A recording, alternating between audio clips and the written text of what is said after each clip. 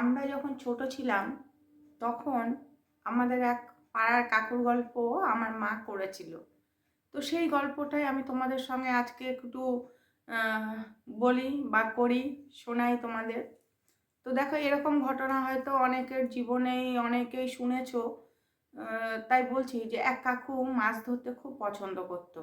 সে খাল বিল পুকুর ঝিল যেখানে মানে কেউ বলতো বা নিজের জায়গা ঠিক ছিল, যে পছন্দ করে তার জন্য তো জায়গা ঠিক করে দিতে হয় না, সে ঠিক খুঁজে বের করে নেয় যে কোথায় ভালো মাছ পাওয়া যাবে আর কোথায় মাছ ধরা যাবে। এইরকম সে ছোটবেলা থেকে মাছ ধরতে ধরতে তার এত নেশা হয়ে গেছিল, সে তার যখন অনেক বয়স হয়ে গেছে তখনও সে মাছ ধরার জন্য যখন তখন যেখানে সেখানে চলে যেত।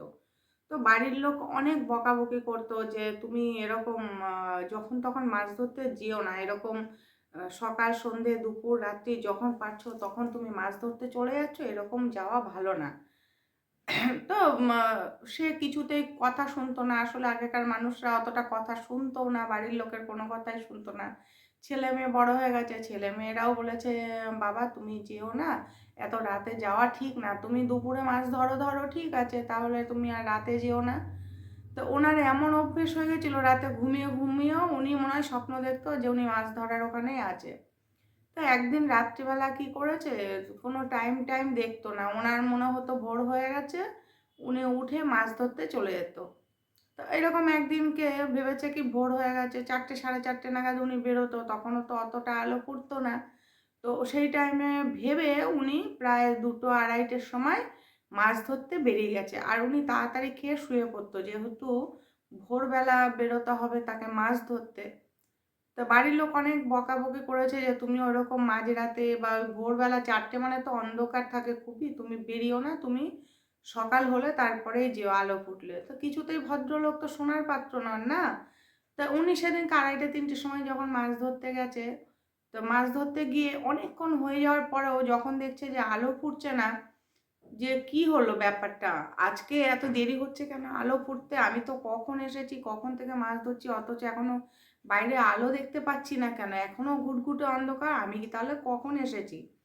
তারপরে অনেকে সকালের কাজ করতে মাঠে ঘাটে বা পুকুরে যায় না, সেরকম অনেকে গেছে, তখন সে বলেছে যে হ্যাঁ রে কটা বাজে এখন, তখন বলছে আরে বাবু 4:30 বাজে।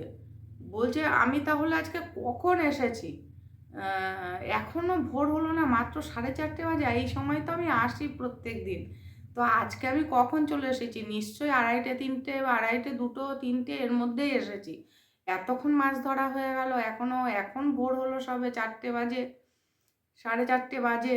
তখন যাই হোক সেদিনকে গেছে, পরে বাড়ির লোককে বলেছে, বলছে বাড়ির লোক অনেক বকাবকি করছে যে তুমি এরকম কেন যাও। সেই ভদ্রলোক শোনার পাত্র না, সে সেরকম আবার ভোরবেলা দুপুরবেলা রাত্রিবেলা সকালবেলা সন্ধ্যাবেলা যখন টাইম পায় চলে যায়। এবার বাড়ির লোক একদিন বুদ্ধি করলো, একে যদি কোনো কিছু দিয়ে ভয় না দেখায় তাহলে কিন্তু এ কিছুতে আটকাবার লোক নয়, এত বছরে যখন আটকায়নি তখন তাদেরই পাশাপাশি আরো যারা ছিল তাদেরকে বলায় বাড়ির লোকজনরা, তখন তারা বুদ্ধি বের করলো যে তাকে একটা ভয় দেখাতে হবে। একদিনকে ভোরবেলা ওইরকম সাদা কাপড় পরে একজন দাঁড়িয়ে দূর থেকে এপার থেকে তাকে ভয় দেখিয়েছে যে কোথাও কিছু আছে, সাদা কাপড় পরে, আর ওরকম বিচ্ছিরি ডাক টাক দেওয়ার পরে সে দেখে সেদিনকে খুবই ভয় পেয়ে গেছিল।